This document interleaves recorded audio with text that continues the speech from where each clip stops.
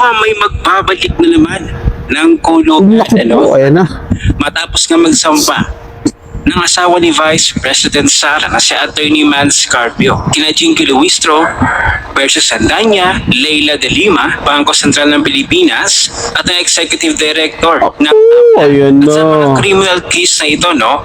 Bakit nga ba posibleng mapabalik pa sa kulungan si Leila de Lima? At So ang batas, bago maging batas, pinag-uusapan, di ba? Sa House, Tama. sa Senado. debatehan. So kung meron silang gustong exception doon sa batas na yun, dapat nilagay nila. Ang Section 8A po ay malinaw. Nasabi ron, the AMLAC and its secretariat shall not in any way disclose any information in any manner. So anong ibig sabihin ng in any manner? Sa kahit na anong pamaraan, hindi pwedeng maglabas ng informasyon ang AMLAC. Vice Presidente na yan. Nakagawa nilang labagin yung batas para lang habulin yung isang Vice Presidente. What more pa kaya, mga insan, kung ikaw ay ordinaryong tao lang. Dito ka lang talaga makakakita niya sa Pilipinas mga insan. 'Di ba? Na ang bilis nilang baloktotin yung batas.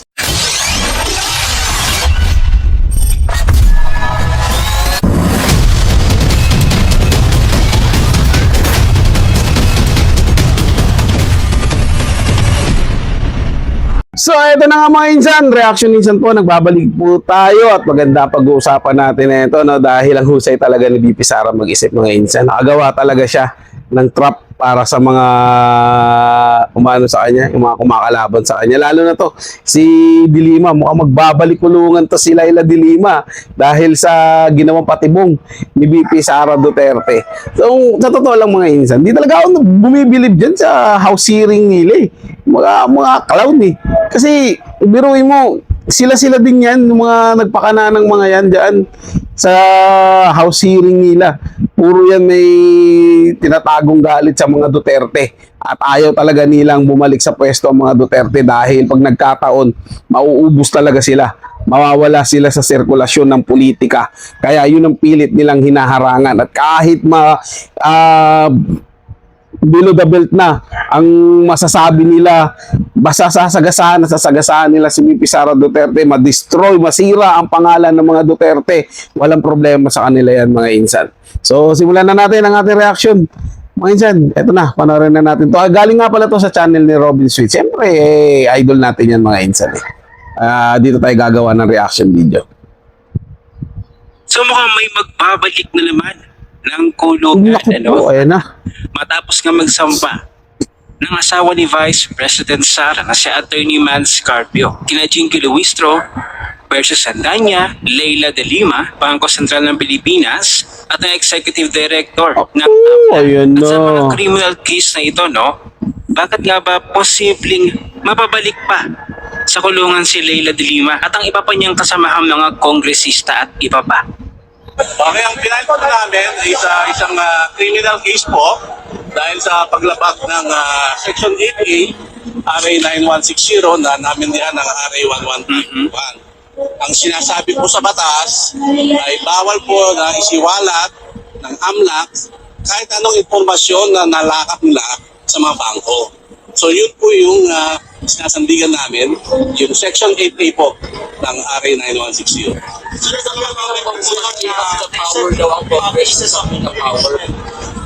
So, kung babasahin po natin yung batas na yon, na-amendahan siya noong 2021, No. RA 11521.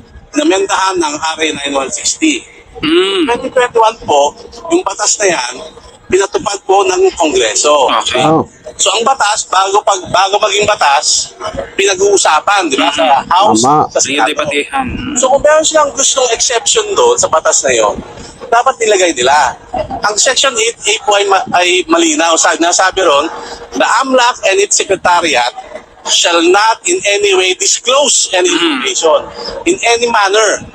So anong ibig sabihin ng in any manner? Sa kahit na anong pamaraan, hindi pwedeng maglabas ng informasyon ang AMLAC. So kung gusto nilang may exception doon, dapat Kongreso mismo nagsabi na except number A, except number 2. Wala Basahin po natin. Section 8A. At ang buong... Wala naman pala ba't nilabas sa Kongreso yan? Bakit kasama sa mga sinamahan yung reklamo yung mga kongresista mula sa liberal at bayan? Hindi naman dahil sa liberal or bayan sila. Dahil kung makita po natin ang nangyari sa Kongreso, sa House Committee on Justice, sila po yung nag-udyok na ilabas. Oo, tama. Di ba sila yung nag-motion, sila yung nag-second demotion, at pinirmahan yung sampina. At dahil dun sa pinirmahan ng sampina, Siyari. nilabas naman ng AMLAC. Mhm. So yun po yung kaso namin. Kung sino man po ang lahat nung may kinalaman sa paglalabas ng mga informasyon daw tungkol daw sa mga pan-transaction na ito, ay dapat managot. Yun na naman ang sinasabi ng aming kliyente sa Atty. Carpio. Kung ano sinasabi sa batas, dapat sundin natin. Kung Tama, oo, tama. ano gagawin mo pag nilabag? Di ba? Kasuhan ang kaso. No one's above the law. Oo, ayun. Ano ang alam din sa batas? Itong sina Percy Sandanya, Leila de Lima, at iba pa, no? Oo na, kasuhan agad yan. Natin ang ating batas. So, hindi dito po pwede yung mga sinasabi ng mga makakaliwa na ito, ng mga buwayang kongresista, na gamitin nila yung naratibo nila na kung walang kasalanan, hindi dapat itatago yung bank records. dapat ilabas. Kasi karapatan, nang Kanya inaakusahan, si Luistro, pero asawa niya tinago. yung kanyang sarili ayon sa batas. So as amended nga from Republic Act 9160 ng 2018 na naging batas, Republic Act 11521 ng 2021. Sabi nga ng defense team ni Attorney Mans Carpio, shall not reveal in any manner. Lagot na kayo. Bakit nga ba malakas ang laban dito, ng asawa ni Vice President Sara? Kasi may paglabag. Hindi si Attorney Mans Carpio, hindi siya yung subject of investigation. Tama, Kundi isa si pa yun. Vice President Sara Pero lamang nadamay siya, ayon pa sa mga isang insan. abogado na si Regal Oliva. Fact first. Attorney Mans Carpio has filed a criminal complaint before the Oo. Quezon City Prosecutor's Kasi siya, Office private person against siya, Bangko hindi siya Sentral Pilipinas, politika. Governor Eli Remolona Jr., AMLAC Executive Director Ronel Buenaventura, and several members of the House led by Jervil Luistro. The allegations point to violations of the Anti-Money Laundering Act, the Bank Secrecy Law, and the Data Privacy Act of 2012, arising from what he claims to be the unlawful disclosure of bank-related information. Now the framing matters because Mans Carpio is not the subject of the investigation. Ma, It is the Vice President Sara Duterte. at puro kay BP Sara The lang. complaint he brings is not about innocence or guilt. It is about process, about limits, about whether institutions tasked to guard financial intelligence crossed the line from lawful inquiry into unauthorized exposure. Let's be precise. Yes, the Anti-Money Laundering Act allows disclosures, but only within tightly defined channels. Hindi ito blanket authority to release information simply because there is political interest or a legislative hearing. The lawful requires procedure, purpose, and proper authorization. Strip any one of those, and the disclosure becomes questionable. The same tension exists under the bank secrecy law. While exceptions do exist, they are not self-executing. They require a clear legal anchor, a court order, a properly initiated case, or a statutorily recognized exception applied correctly. Hindi pwedeng i-shortcut ang proseso dahil lang mataas ang profile ng iniimbestigahan. And this is where the discomfort lies. Because when financial intelligence, arguably among the most protected classes of information, is brought into the open without a clearly demonstrated legal pathway, it creates a chilling effect. Today is a vice president. Tomorrow, it could be anyone. The Data Privacy Act reinforces that line. It does not prohibit all Ano kung disclosures, nagawa nila sa but it sa demands vice that presidente, any processing or ano pa sa sharing of ordinaryong tao, personal mga insan. data must be lawful, proportional, and necessary. If the disclosure was excessive, premature, or not strictly within mandate, then the protection of the law is triggered. So this is not a simple defensive move. This is a procedural challenge. A reminder that even the pursuit of accountability must remain within the architecture of the law.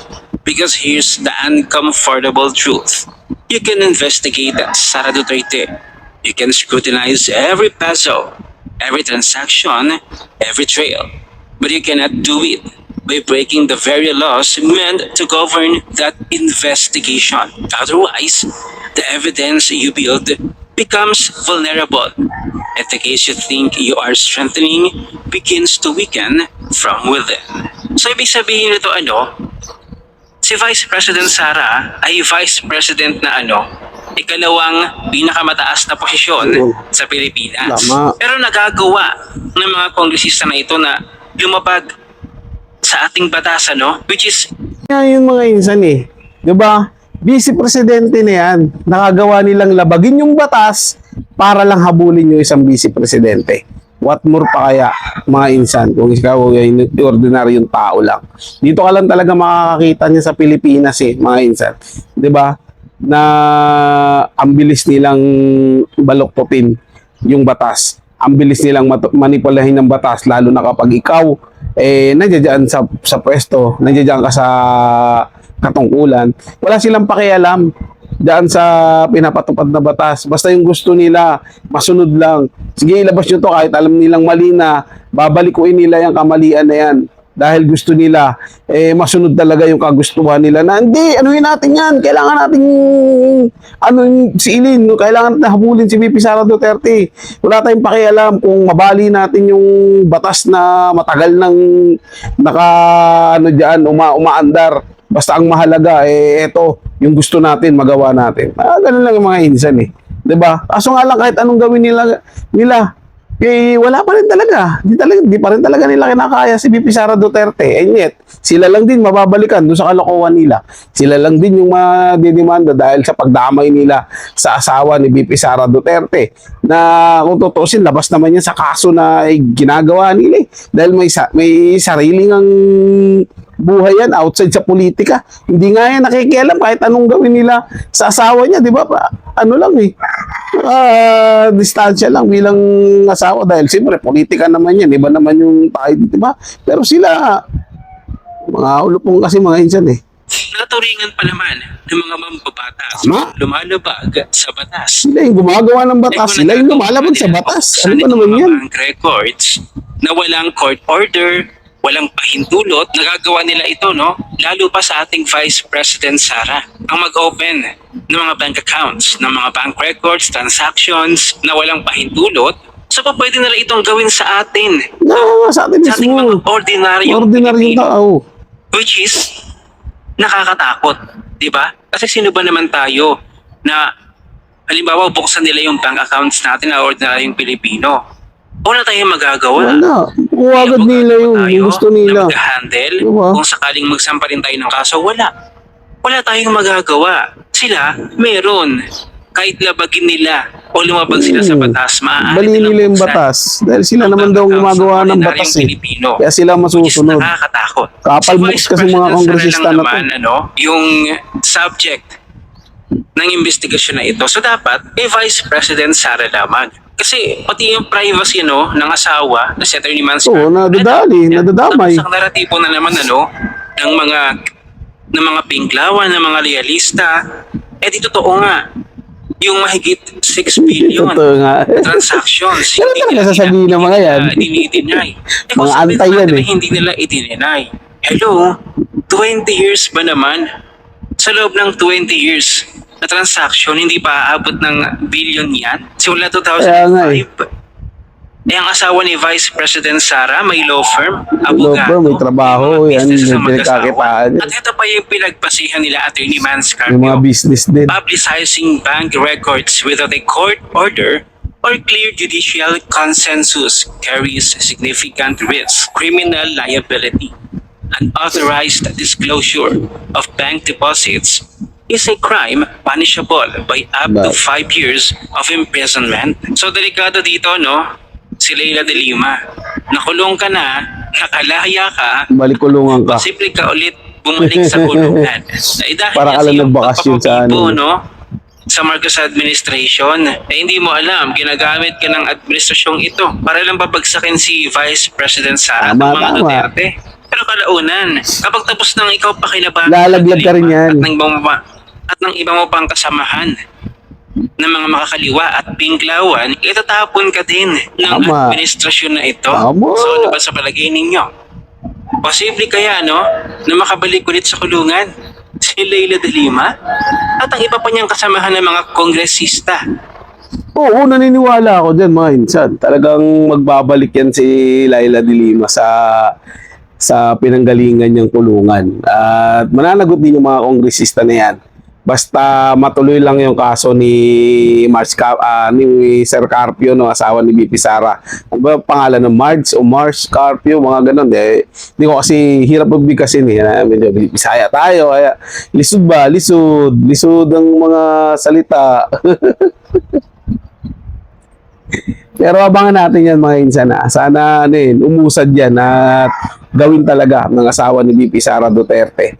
Kasi kung hindi nila sasampulan nitong mga kongresistang ulpong na to, gagawin nila yan ng paulit-ulit. O gaya nga na sinabi ni Robin Sweet mga insan, paano pag ginawa sa ating mga ordinaryong Pilipino na kalkalin yung sa bangko natin na siyempre wala naman tayo tinatagong ganun na kalaki. Pero paano nga, mabilis lang pala nila nakuha. Di wala ka palang privacy na magbangko. Wala kang dyan. So bakit ka pa magbabangko? Di itago mo na lang pala sa bahay mo yung pera mo. At least safe ka pa. Di ba? Parang hindi na sa ginagawa nila na nilalabas yung mga record mo, bank record mo. Parang nakakatakot na tuloy magbangko. So, di ba? Kasi mamaya dyan, mahusay mag-hack. Makuha yung buong info mo, manakaw pa yung pera mo din sa bangko. Dahil pwede naman pala na ibigay na lang yan kung para gamitin sa kawalangyaan nila, di ba? Nakakatakot yung mga insight. So sana ituloy ni basta ni Sir Carpio yung kanyang demanda dito sa mga makakaliwang grupo na ito. Lalo na dyan kay Laila de Lima, itong si Ridon, at kay Luistro. Isama niya na si Trillanes. Dahil pagka nagsama-sama yung mga yan, talagang disaster ang mangyayari dito sa Pilipinas. So panahon na para mabura yung gumagawa ng disaster dito sa Pilipinas at magkaroon naman tayo ng kaayusan. Kasi pag nandiyan yan sila, parang lalong gugulo yung bansa natin. So, yun lang mga insan. Kung may suggestion kayo o komento, pag-usapan natin yan sa ating comment section. Maraming salamat sa inyong panonood. Ingat po kayo palagi. Paalam po.